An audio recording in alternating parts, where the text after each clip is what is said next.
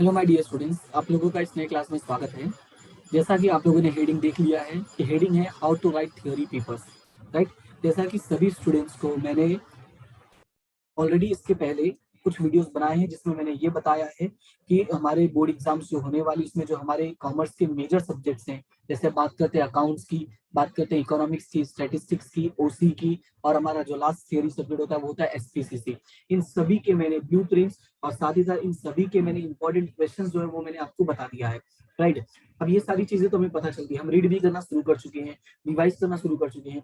लेकिन जो सबसे बड़ी प्रॉब्लम होती है वो ये होती है कि सर थ्योरी पेपर को हम प्रेजेंट कैसे करें, यानी हम थ्योरी पेपर कैसे लिखें कि हमें अच्छे से अच्छे मार्क्स मिले। ये सारे स्टूडेंट्स की प्रॉब्लम होती है, किसी एक की नहीं है, ठीक है। और जैसा कि कुछ मैंने ऑब्जर्व किया है कि कुछ स्टूडेंट डिजाइन बना के लिखते हैं, कुछ स्टूडेंट्स लाइन खींच के लिख देते हैं। तो उसमें हमें कौन से मेथड को फॉलो करना चाहिए, या क्या प्रॉपर तरीका होता है पेपर लिखने का, ठीक है। हम वो सारी बातें आज यहाँ पे डिस्कस करने वाले हैं और समझने वाले हैं कि थ्योरी पेपर कैसे लिख के हम ऑप्टिमम मार्क्स लेकर आ सकते हैं, यानी मैक्सिमम मार्क्स हम गेन कर सकते हैं, राइट। तो स्टार्ट करते हैं, समझते हैं क्या है। देखो, सबसे पहले जब भी आप थ्योरी पेपर लिखते हो तो मैं बात कर रहा हूँ उन क्वेश्चंस की जो हमारे बेसिकली लॉन्ग आंसर्स होते हैं, ठीक है। मैं किसकी बात कर रहा हूँ? हमारे लॉन्ग आंसर्स की। देखो, 1 मार्क्स वाले और 2 मार्क्स वाले जो क्वेश्चंस होते हैं ना, मैं उनकी बात नहीं कर रहा हूँ, मैं लॉन्ग आंसर्स की बात कर रहा हूँ। लॉन्ग आंसर्स का मतलब ये है कि जो बेसिकली 3 मार्क्स में आते हैं, 4 मार्क्स में आते हैं और 5 मार्क्स में आते हैं, ठीक है। मैं इनकी बात कर रहा हूँ। तो इनका आंसर का प्रेजेंटेशन कैसे करें, ओके। तो सबसे पहले आपको याद क्या रखना है कि जब भी आपको लॉन्ग आंसर्स लिखने होते हैं तो क्या किया करो, एक पहले हेडिंग डाला करो और लिखा करो इंट्रोडक्शन। क्या हेडिंग डाला करोगे? इंट्रोडक्शन, ठीक है। ये हेडिंग डाल के पहले लिख दिया करो। मैं आपको एक तरीका भी दिखा देता हूँ कि कैसे हमें करना होता है। तो यहाँ पे मैं एक से पेपर जैसा बना दे, जो हमारा आंसर सेट होता है, मैं वो आपको बना के दिखाता हूँ। जैसे एज्यूम करो ये हमारा आंसर सेट है, ठीक है। जब हमारा आंसर सेट होता है उसमें क्या करना चाहिए कि सबसे पहले कि हमारा जो क्वेश्चन का आंसर लिख रहे हैं, आपने अगर अपना आंसर सेट कभी देखा होगा तो उसमें देखा होगा ऐसे लाइनिंग ड्रॉ होती है, ठीक है। ये प्रॉपर लाइन नहीं खींच पा रहा हूं मैं, लेकिन नॉर्मली ऐसे ही होती है, ठीक है। तो ये जैसे आपकी लाइन होती है, तो आप इसमें क्या करोगे, यहाँ पे लिखोगे आंसर 1, ठीक है। आंसर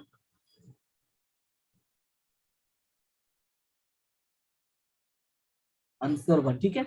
और नीचे ऐसे दो अंडरलाइन कर दो, या तो यहाँ पे लिख सकते हो, या तो ये जो हमें लाइन दिया रहता है यहाँ पे आंसर 1 करके लिख सकते हो, ठीक है। इन दोनों में से जो मेथड आपको अच्छा लगता है, जिसमें ऐसा लगता है कि आप अच्छा बेटर प्रेजेंटेशन कर सकते हो, वो करना। दूसरी गलती ये होती है कि जो बेसिकली स्टूडेंट्स करते हैं, जो मैंने देखा जब मैं भी बोर्ड एग्जाम देने गया था, तो आप बिलीव नहीं करोगे, एक इंसिडेंट हुआ था जब मैं एग्जाम देने गया था। उस दिन हमारा थ्योरी का पेपर था, और तो हुआ क्या कि मेरे बाजू में एक लड़की बैठी थी और मैं इस साइड बैठा था। मैं थोड़ा थका हुआ था उस दिन। मतलब थका मतलब कैसा होता है ना कि सबसे बड़ी प्रॉब्लम ये होती है कि अगर मैं प्रॉपर नींद नहीं लेता हूँ ना, तो मुझे एग्जाम में भी लिखने का उतना मन नहीं करता। तो मैं क्या गया, जब आधे 1 घंटे पहले पहुंच गया तो मैं गया थोड़ा रिलैक्स होने लगा। मतलब मैं थोड़ा सा सोचा नींद ले लेता हूँ, आराम कर लेता हूँ, माइंड मेरा उसके बाद तेज चलने लगता है। ऐसा मुझे ऐसा लगता है, ये मेरी थिंकिंग है। तो मैं थोड़ा सा रिलैक्स होने के लिए मुंडी नीचे कर लिया, यानी बोलते हैं ना हेड डाउन कर लिया बेंच पे। फिर मैं माई क्लास में तो सब भाई गुड मॉर्निंग बोले, क्योंकि जैसे होता है ना गुड मॉर्निंग गुड आफ्टरनून बोले, जैसे एक रिचुअल्स होते हैं ना भाई, जब कोई भी टीचर आता है चाहे एग्जाम देना, चाहे थोड़ा रिस्पेक्ट देना जरूरी है। और स्कूल के स्टूडेंट्स है तो वो तो भाई देते हैं भाई, बाकी जो कॉलेज के स्टूडेंट्स होते हैं मैं उनकी बात नहीं कर रहा। तो सारे स्टूडेंट्स खड़े हो गए, फिर हम लोग बैठे। तो मैं अपना वापस वैसे हेड डाउन कर लिया, क्योंकि मैम ने बोला अभी टाइम बाकी है, उसके बाद जैसे ही वो टाइम होगा वो सप्लीमेंट्रीज देना स्टार्ट कर देंगे। तो मैम ने सप्लीमेंट्रीज देना स्टार्ट कर दिया, और मैम ने बोला कि जब इंस्ट्रक्शन दूंगी उसके बाद ही आप लोग सप्लीमेंट्रीज को फिल करना। मतलब जो भी डिटेल्स होता है, लाइक रोल नंबर्स हो गया, जो भी उसमें डिटेल फिल करना था, कौन से सेंटर पे हो, आप कहाँ गए हो, क्या है कैसा है, वो सारी इन्फॉर्मेशन मेरे बोलने के बाद फिल करना। तो मैं वेट करने लगा। मैं मुंडी इस साइड करके हेड डाउन किया ही हुआ था। जैसे मैंने हेड डाउन मतलब हेड ऊपर किया अपना, देखा तो वो मेरे बाजू में जो लड़की बैठी थी उसने फटाफट, वो लगभग 17 वाले पेज पे थी और लाइन फटाफट खींचे जा रही थी। मुझे ऐसा अंदर से कुछ सेकंड के लिए मुझे ऐसा फील हुआ कि शायद यार मैं पूरे पेपर में तो नहीं सो गया, मेरा पूरा पेपर तो नहीं छोड़ गया। ऐसा मेरे अंदर, और इतना डर गया ना, इतना पसीने पसीने लगे ना। आप सिचुएशन जस्ट इमेजिन करो कि आपके बाजू में भी बैठा हो 17-18 पेज नंबर पे, और अभी आपने स्टार्ट भी नहीं किया होगा, क्या हाल होगा। वैसे ही सेम मेरे साथ हुआ। फिर मैंने देखा टाइम, तो बोला यार अभी तो 20 मिनट बाकी है पेपर मिलने में, ये अभी से क्या करने लगी। तो उसने क्या किया था पता है, ये जैसे ये हमारा जो पेपर होता है ना, उस पेपर में जो हमें जैसे आंसर सेट जब मिला ना, तो उस आंसर सेट में उसने थोड़ी कलाकारी दिखाई। कलाकारी क्या दिखाई?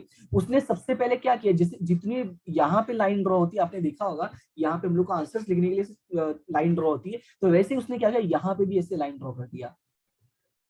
फिर उसने क्या किया, जितना ऊपर मार्जिन होता है उतना ही उसने नीचे मार्जिन कर दिया। राइट, ये ऐसे बॉक्सेस बना रहे। उसने सारे पेजेस में, यानी पूरे 24 पेज का हमारा आंसर सेट था, और उसने पूरे 24 पेज में वो ये बना दिया। मेरे मन में ये आया कि एक बार इससे पूछ लिया, इसको पता है क्या कौन कौन से क्वेश्चन आने वाले हैं, या इसको पहले से ही पता चल गया कि पेपर क्या होगा। लेकिन डर जो है वो इतना ज्यादा था कि भाई पूछने की हिम्मत ही नहीं हुई। राइट, अब मेरा देखो, वो जो एक्सपीरियंस था, और जो फिर मैंने कई लोगों से बात किया, पूछा, एक सिंपल सा मैं बताता हूँ। बीइंग अ टीचर, आज मैं आज पढ़ा रहा हूँ, तो जो मुझे अच्छा लगता है, बुरा लगता है, वो मैं आपको शेयर करा। ये जो स्टूडेंट्स ये इस तरह का पेपर में कर देते हैं ना, आंसर शीट में ये चारों तरफ लाइन ड्रॉ कर देते हैं, मुझे सबसे घटिया वही लोग लगते हैं। इसलिए मैं ऐसा बोल रहा हूँ, क्योंकि पहली बात तो ये है कि आपको इतना प्रॉपर आंसर सेट दिया है कि ऑलरेडी आपको मार्जिन ऊपर दिया, साइड में मार्जिन दिया, और यहाँ पे भी अगर आपको करना ही है तो कम से कम साइड में ये लाइन, पता है ड्रॉ करने के लिए टीचर्स क्यों बोलते हैं, कि जब आप आंसर लिखते हो ना, तो उसको प्रॉपर तरीके से लिखो। ऐसा ना हो कि जैसे आंसर लिखना शुरू किया, मान लो जैसे कोई भी आंसर लिखा, तो यहाँ पे पूरा यहाँ तक लिखा, फिर नेक्स्ट वाले में यहाँ तक लिखा, फिर वापस यहाँ तक लिखा, तो ये बहुत देखो अजीब लगेगा। अभी आप जैसे देखो, मान लो ये आंसर है, ये पूरा यहाँ तक लिखा, फिर यहाँ तक लिखा, फिर नेक्स्ट वाला आंसर पूरा ऐसे लिखा, फिर ये यहीं तक लिखा, फिर ये ऐसे लिखा, तो ये बहुत अजीब दिखता है, बहुत गंदा दिखता है। जो प्रेजेंटेशन होता है वो आपका बहुत खराब होता है। तो ये आपको करने की बिल्कुल जरूरत नहीं होती है। राइट, तो इसीलिए टीचर्स थोड़ा आपको ये बोलते हैं कि एक काम क्या करो, आप पेंसिल से ऐसे लाइन ड्रॉ कर लो। इससे क्या होगा, आप जो भी आंसर्स लिखोगे ना, वो आपके प्रॉपर यहीं तक जाएंगे। देखो, सारे आंसर्स ऐसे ही रहने वाले, इतनी मैक्सिमम जो होगा, यानी एक लाइन ऐसे पेंसिल से पतली से ड्रॉ कर दो और वहीं तक जाओ, उसके आगे मत जाओ। लेकिन इसका मतलब ये नहीं कि आप यहाँ तक ऐसे मार्जिन बना दो। एक तो वैसे ही आपको छोटा पेज देंगे और उसमें भी आप लाइन ड्रॉ करके छोटा सा बॉक्स बना दोगे, तो वो जो है ना, वो बहुत खराब दिखता है। क्लियर है इतना? आपको ऑलरेडी उन लोगों ने यहाँ पर दिया हुआ है जगह, तो उसके लिए आप वैसे यूज करना। यहाँ पे फुल फुल बनाने की कोई जरूरत नहीं है। वो टीचर पुष्पा नहीं है कि फुल दिख के खुश हो जाएगा। ठीक है, तो इसको बिल्कुल ऐसा सब करने की जरूरत नहीं है। तो ये पहली पॉइंट है जो आपको याद रखना है। अब मैं बात करता हूँ इंट्रोडक्शन की। इंट्रोडक्शन का दिमाग में क्या रखना है, कि जब भी आप आंसर्स लिखते हो, तो जैसा मैंने कहा कि यहाँ पे एक ऐसे आंसर्स लिख दिया करो, फिर यहाँ पे लिखा करो इंट्रोडक्शन।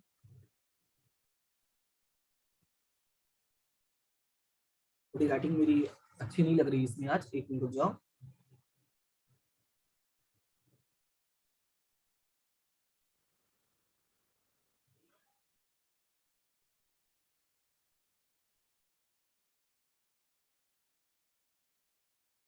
हाँ ठीक है, ये चलेगा। इंट्रोडक्शन ऐसे लिख दिया अगर। अब क्वेश्चन ये होता है कि सर इंट्रोडक्शन में क्या लिखे, 3 मार्क्स में क्या इंट्रोडक्शन लिखने चाहे हम लोग। तो यही मैं आज आपको समझाने के लिए आया हूँ कि हर क्वेश्चन में आपको इंट्रोडक्शन का मतलब ये नहीं है कि आंसर से का इंट्रोडक्शन लिखने की जरूरत है। मैं आपको समझाता हूँ। जैसे देखो, अगर 3 मार्क्स का क्वेश्चन है, राइट, 3 मार्क्स का आपको क्वेश्चन है, जैसे आप कॉमर्स में पढ़े हैं तो आपको पता है क्वेश्चन कैसे पूछते हैं वो लोग। आपको पूछेंगे लिमिटेशन, पूछेंगे आपके एडवांटेज डिसएडवांटेज, पूछेंगे ऑब्जेक्टिव्स पूछ लेंगे, या प्रोसेस पूछ लेंगे। आपको ऐसे ही क्वेश्चंस आते हैं, या कोई टॉपिक लेके बोल देंगे एक्सप्लेन दिस। तो आपको करना क्या है कि ये इंट्रोडक्शन जो पार्ट है ना, इसमें सबसे पहले जो आपको क्वेश्चन पूछा है उसका मीनिंग लिखेंगे। राइट, या अगर आपको डेफिनेशन लिखना है तो आप डेफिनेशन लिख सकते हैं।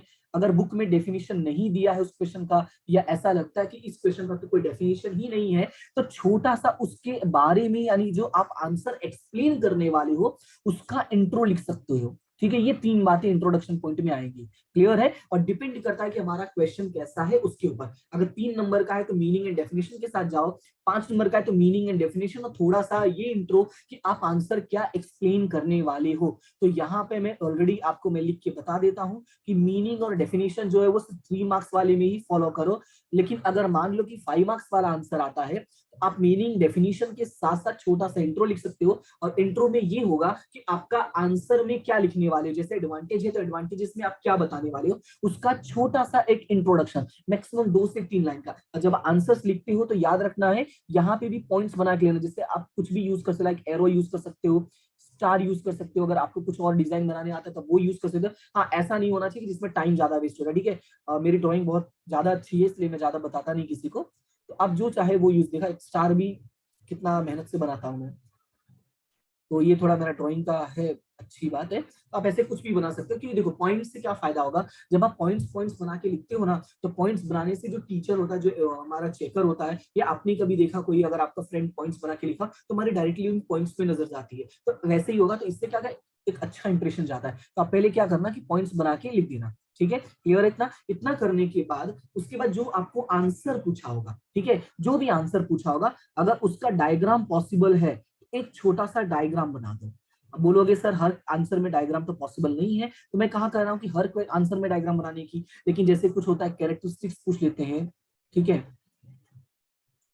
कैरेक्टरिस्टिक्स पूछ लिया, या एडवांटेज पूछ लिया, या प्रोसेस पूछ लिया, जैसे बीए की बात करते हैं उसमें प्रोसेस भी है, ठीक है, इंडिकेटर्स पूछ लिया, जैसे इकोनॉमिक्स में इंडिकेटर्स है। तो अगर ऐसे कुछ भी अगर वो आंसर्स पूछते हैं, तो आप इसे चार्ट बना सकते हैं, जैसे जो आपका मेजर, देखो ये आपने ऑलरेडी लिख दिया, तो ये जब आप इंट्रोडक्शन लिखोगे तो 3/4 पेज तक बढ़िया, मतलब 10 से 12 लाइन हो ही जाएगा। उसके बाद क्या करो, जो भी आपका पॉइंट है वो ऐसे लिखो, पेंसिल मतलब पेन से लिख के पेंसिल से बॉक्स बना दो, और उसके बाद क्या करो कि जो पॉइंट्स है उनको इस तरह से आप प्रेजेंट कर सकते हो, राइट। अगर 10 पॉइंट है तो बात अलग है, अदरवाइज नॉर्मली 6 से 7 पॉइंट्स होते हैं, तो आप 6 से 7 पॉइंट इजीली लिख सकते हो। अगर एक लाइन में नहीं आता है तो एक को थोड़ा बड़ा करके नीचे लिखो, फिर दूसरे वाले को ऊपर लिखो, फिर तीसरे वाले को नीचे, फिर इधर इधर, राइट। और एक चीज और याद रखना कि कभी भी आंसर्स में आपको अगर एग्जैक्टली नहीं पता कि कितने पॉइंट्स हैं, तो कभी ये मत कहना there are 7 advantages, there are 7 stages of process, कभी ये मत लिखना। रीजन ये है, जैसे आप ये पॉइंट लिखते हो तो वो फटाफट 7 स्टेप ढूंढना स्टार्ट कर देंगे। अगर वो आपने नहीं लिखा, इट मींस उनको यही लगा कि इसको पता नहीं, इससे कहीं से आगे पीछे देखा, पूछा और लिख लिया। दैट्स व्हाई आप क्या करेंगे, कोशिश करना कि आप फॉलो करो ABCDEF। ये क्या है, थोड़ा आपके लिए एडवांटेजियस होगा, आपको जो एक चेकर होगा वो पकड़ भी नहीं पाएगा कि भाई इसने कितने पॉइंट्स लिखे, क्योंकि कोई ABCD में गिनने लगा 1 2 3 यानी ABCDEF, ऐसे कोई गिनने नहीं बैठेगा, राइट। तो आप इस तरह का कर सकते हो। तो ये इसमें क्या होगा, इतना ही करने में आपका 1.5 पेज जा सकता है, 1+1/2 पेज जा सकता है, राइट। यानी 1.5 पेज हो जाएगा, लाइक 1, ये ऐसे, राइट। तो इसका बेनिफिट ही होगा, जैसे आपका 1.5 पेज का यानी 1.5 पेज के आसपास अगर आपने आंसर लिख दिया है सिर्फ 2 ही पॉइंट में, उसके बाद आपको क्या करना पड़ता है, उसके बाद आप करोगे थर्ड पॉइंट, जो आपका होगा एक्सप्लेनेशन। क्या होगा, एक्सप्लेनेशन पार्ट। अब इसको थोड़ा ध्यान से समझना कि जो एक्सप्लेनेशन पार्ट होगा, एक्चुअली में एक्सप्लेनेशन आप वही पॉइंट करना है जो आपने यहाँ पे डायग्राम में एक्सप्लेन किया जाएगा, आपका कैरेक्टरिस्टिक्स हो, एडवांटेज हो, प्रोसेस हो, कोई इंडिकेटर्स हो, या कोई भी पॉइंट हो, लिमिटेशंस हो गए, ज्यादातर इकोनॉमिक्स, सोसी और एसटी में यही सब आता है। तो अगर इनमें से कुछ भी पूछा तो इसका एक्सप्लेनेशन करो। अब एक्सप्लेनेशन कैसे करना है कि जो आपने यहाँ पे पॉइंट्स लिखा है पहले उसको लिखो। जैसे ये आपका एक पेज फिल हो गया ना, तो चलो हम दूसरे पेज भी एक और पेज बना लेते हैं, और मैं वहां पे समझाता हूँ कि आपको कैसे लिखना है।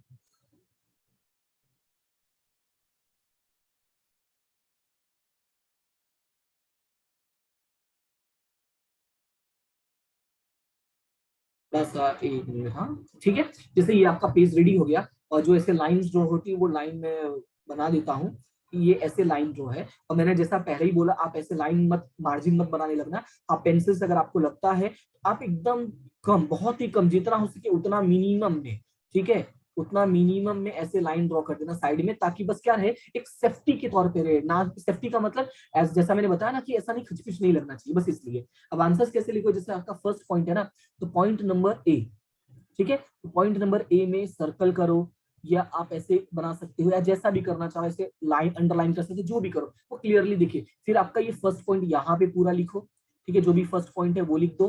क्लियर है? उसी के जस्ट नीचे से यानी थोड़ा सा गैप रख के एक पैराग्राफ बनाते हैं ना लोग, वैसा, हाँ, पैराग्राफ बनाते वैसा ही आंसर्स लिखना स्टार्ट करो। अगर ऐसा लगता है कि जो इसका आंसर है वो 6 से 7 लाइन का आपको आता है, तो कभी भी 6 से 7 लाइन एक साथ मत लिखो, पहले 2 से 3 लाइन लिखो, फिर पैराग्राफ बनाओ, 2 से 3 लाइन लिखो। ये क्या होगा, जो प्रेजेंटेशन होगा ना वो बहुत अच्छा दिखेगा, ठीक है। जैसे अभी मैं इसी की बात करता हूँ, ये लाइन मैंने ड्रॉ किया है, अगर आप ये देखो तो कितना अच्छा लग रहा है। अगर यही में पूरा एक साथ ऐसे ऐसे लाइन खींच के दिखाता तो वो बहुत ज्यादा अजीब दिखेगा, और जो चेकर होता है वो भी थोड़ा सा बोर हो जाता है ऐसी चीजों को देख के। क्लियर इतना?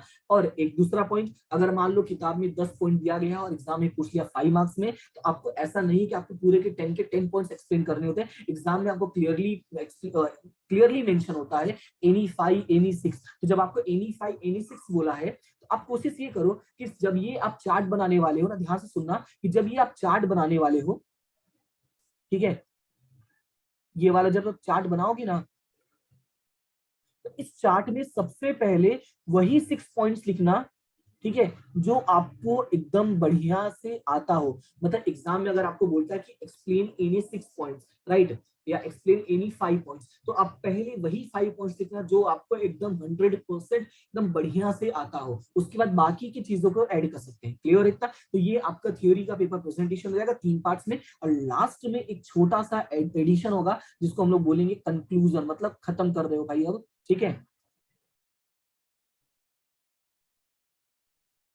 पार्ट हो जाएगा आपका कंक्लूजन, और ये होगा आपका फिनिशिंग पार्ट। क्या होगा आपका ये फिनिशिंग पार्ट? ठीक है, इतना करने के बाद आपका जो पेपर होगा वो क्या हो जाएगा, कंप्लीट हो जाएगा। क्लियर है? अब देखो, अब पूछोगे सर कि कितने पेज का आंसर लिखे, तो देखो अगर 3 पेज का है, मान लो 3 4, अरे सॉरी 3 पेज बोला, 3 मार्क्स का 4 मार्क्स का है, तो 3 और 4 मार्क्स का है अगर, तो आप इंट्रोडक्शन जैसा मैंने बताया, तो आपको इंट्रोडक्शन में ज्यादा नहीं लिखना है, आपको सिर्फ मीनिंग एंड डेफिनेशन लिखना है, तो आपके 3 से 4 लाइन में चला जाएगा। फिर आपको एक छोटा सा चार्ट बना देना है, वो आपका मैक्सिमम, जैसे अगर कोई भी जो 3 मार्क्स के क्वेश्चन आते हैं ज्यादा लेंदी नहीं आते हैं, तो वो हो सकता है कि आपका 5 से 6 लाइन चला जाए, 7 लाइन चला जाए। उसके बाद आपको 3 या 4 पॉइंट एक्सप्लेन करना है, 1.5 पेज आपका कंप्लीट हो जाएगा, इससे ज्यादा नहीं होगा। क्लियर है इतना? 3 एंड 4 पेज, 3 एंड 4 मार्क्स के लिए बात कर रहा हूँ। फिर अगर मैं बात करता हूँ 5 मार्क्स के लिए, तो 5 मार्क्स में थोड़ा सा एडिशन ये हो जाएगा कि आपका इंट्रोडक्शन थोड़ा बड़ा हो जाएगा, जिसमें मीनिंग एंड डेफिनेशन भी होगा, साथ में इंट्रोडक्शन भी हो जाएगा, तो एक हो सकता है कि 3/4 पेज हो जाए। 3/4 का मतलब ये हो गया कि 3/4, जिसको बोलते हैं 75% आपने यूटिलाइज कर दिया, राइट, वो हो जाएगा। उसके बाद आप डायग्राम बना रहे हो, तो डायग्राम में भी आपका हो सकता है आधा पेज चला जाए। देखो पेजेस कितने जा रहे हैं आपको वो नहीं देखना है, आपका जो प्रेजेंटेशन है वो प्रॉपर हो रहा है कि नहीं, वो देखना है। क्लियर है? और अब अगर इस तरह से लिखते हो, आपके 5 मार्क्स में आपको पेज काउंट करने की जरूरत नहीं, इजिली 3 पेज हो ही जाएगा, 3 साढ़े 3 पेज इजिली हो जाएगा। क्लियर है? क्योंकि जिस तरह से ये मैं बता रहा हूँ, इसमें आराम से 3 साढ़े 3 पेज बढ़ जाएगा। तो आपको ये सोचना ही नहीं है कि 3 साढ़े 3 पेज हम लिखेंगे कैसे, क्या आंसर लिखे, बात समझे कि नहीं? और वही अगर आप 3 या 4 मार्क्स वाले आंसर लिख रहे हैं, उसमें भी आराम से 1.5 से 2 पेज हो जाएगा। क्लियर इतना? यानी आपको पेज का काउंटिंग का टेंशन लेने की जरूरत नहीं है, आप आंसर उतने ही लिख रहे हो जितना पहले लिखते थे। मैं आंसर आपको ज्यादा लिखने के लिए नहीं बोल रहा हूँ, बस उस आंसर को मैं सिस्टमेटिक तरीके से लिखने के लिए बोल रहा हूँ। क्लियर है इतना? तो इस बात को याद रखना है कि आंसर सिस्टमेटिक तरीके से कैसे लिखना होता है। उम्मीद करता हूं कि ये वीडियो आपको पसंद आया होगा। और देखो, इसमें जो भी चीजें मैंने बताई हैं, अगर आपको हेल्पफुल लगती है, तो इस वीडियो को क्या करोगे, अपने दोस्तों के साथ शेयर करो, ठीक है, लाइक करो, और चैनल को सब्सक्राइब जरूर करें। और उम्मीद करता हूं कि इसमें आपकी हेल्प हो जाएगी। अब ये बात, इसका एक बार तरीका जो मैंने आपको बताया है, इसका यूज करके एक बार आंसर्स लिखने की कोशिश जरूर करना। ठीक है, जो 5 मार्क्स वाले आंसर्स आते हैं इकोनॉमिक्स एसपी में, और जो आपके 4 मार्क्स वाले आंसर आते हैं, एक बार लिखने की कोशिश जरूर करना, और देखना कि पहले जितना ही टाइम लग रहा है या कम लग रहा है या ज्यादा लग रहा है। ठीक है, इससे आपको प्रॉपर आइडिया हो जाएगा आपको एग्जाम में कैसे प्रेजेंटेशन करना है। और याद रखना, एग्जाम में जो पेपर साइन करने वाला होता है वो आपका कोई रिलेटिव नहीं होगा, ना ही आपका फेवरेट टीचर होगा, वो कोई अननोन पर्सन होता है, और आपकी सप्लीमेंट्री भी अननोन होती है, वो उसके लिए नोन नहीं होता। तो वो आंसर जब साइन करने बैठेगा, तो हो सकता है उसका मूड अच्छा हो, बुरा हो, क्या हो, हम कह नहीं सकते, तो वो अच्छी चीजें ही ढूंढने की कोशिश करेगा। जब उसको सामने प्रेजेंटेशन अच्छा मिलेगा, जैसा यहाँ पे मैंने आपको बताया, अगर ऐसा प्रेजेंटेशन मिलेगा तो डेफिनेटली उसको अंदर से अच्छा लगेगा, और वो आराम से साइन करके आपको अच्छे मार्क्स देगा। हाँ, कुछ भी लिख कर आओगे तो मार्क्स नहीं मिलेगा। अच्छा लिख कर आने का मतलब, आपने अगर बुक की चीजें लिखी है, जो आपको क्वेश्चन है, क्वेश्चन के अकॉर्डिंग आंसर लिखा है, ठीक है, थोड़ा कम ज्यादा है तो भी आप उसमें कवर हो जाएगा। क्लियर है? इसलिए प्रेजेंटेशन में बहुत अच्छे से ध्यान रखना, और कट पिट बिल्कुल मत करना, जितना हो सके उतना मिनिमम कट पिट करो। याद रखना इस बात को कि कभी भी आंसर्स में ज्यादा खिचड़ी नहीं करना, जैसे कुछ हो जाए ना, अभी जैसे यहाँ पे मान लो कि मैंने कुछ लिखा है, जैसे मान लो लिखता हूँ मैं अपना नाम ही, ठीक है, मैंने ऐसे लिखा, मुझे लग रहा है गलत हो गया है, तो ये नहीं कि ऐसे ऐसे कर लो। आप क्या कर सकते हो, इसका आप दूसरा तरीका इस्तेमाल करो। जैसे आपने मान लो ब्लू पेंसिल, मैं मान लेता हूँ जैसे ब्लैक पेंसिल लिखा, तो क्या करो, इसको पेंसिल लो और हल्का सा ऐसे पेंसिल से कट कर दो। इट मीन्स कि बस ऐसा लगना चाहिए कि बट कट किया, ऐसा क्लियरली हाईलाइट नहीं होना चाहिए। यानी भी कोई भी प्रेजेंटेशन में कोई भी ऐसी मिस्टेक मत करो जो डायरेक्टली हाईलाइट हो। हाँ, देखने पे दिख जाए ये अलग बात है, लेकिन एकदम हाईलाइट दिखे ऐसा नहीं होना चाहिए। क्लियर है इतना? और एग्जाम में ज्यादा कलरफुल पेंसिल या पेन यूज करने की जरूरत नहीं है, ब्लू एंड ब्लैक यूज कर सकते हो, और एक पेंसिल अपने पास रखे रहना। ठीक है, क्लियर है? हाइलाइटर यूज करना अलाउड नहीं है, तो हाइलाइटर यूज मत करना। मैंने जो कहा हाईलाइट करने के लिए, उसमें बेसिकली आपको पेंसिल ही यूज करना है। ठीक है, क्लियर है इतना? अगर आपको ये देखना है कि इसका जो आंसर्स का प्रेजेंटेशन, ये जो मैं ये बता रहा हूँ कि ये पॉइंट स्टार बना के कैसे करेंगे सर, तो आप मेरे इकोनॉमिक्स के वीडियोस देख सकते हैं, कोई भी चैप्टर का कोई भी क्लास देखोगे, किसी भी मतलब कोई भी क्लास देखोगे तो आपको दिखेगा कि इकोनॉमिक्स में मैंने कैसे एक्सप्लेनेशन किया है। आपकी बुक के ही आंसर्स मैंने लिखे हैं, लेकिन किस तरह से अलग तरीके से मैंने प्रेजेंट करने की कोशिश की है। ठीक है, उससे आपकी बहुत हेल्प हो जाएगी, तो उस वीडियो को जरूर देखना। मैं उम्मीद करता हूँ कि वो वीडियो आप देखे होंगे, और नहीं देखे होंगे तो उसको जरूर देखना। कोई भी क्लास का, कोई भी चैप्टर का आप कोई भी वीडियो उठा लो, इकोनॉमिक्स की बात करा, ठीक है, इकोनॉमिक्स का कोई भी वीडियो उठा लो तो आपको पता चल जाएगा कि जो मैंने बातें बोली हैं वो दिखने में एक्चुअली में कैसे लगेगी। ठीक है, समझ में आया इतना? तो आज के लिए फिलहाल इतना ही, मिलते हैं हम अपने नेक्स्ट वीडियोस में, तब तक के लिए thank you so much and have a good day. और वीडियो अगर अच्छा लगता है तो डेफिनेटली लाइक शेयर जरूर करें और अपना फीडबैक जरूर दें। ठीक है, जो मोस्ट इंपोर्टेंट है वो है आपका फीडबैक, पॉजिटिव नेगेटिव जो भी हो आप मुझे बता सकते हैं। ठीक है, तो मिलते हैं नेक्स्ट वीडियो में, तब तक के लिए thank you so much and have a good day.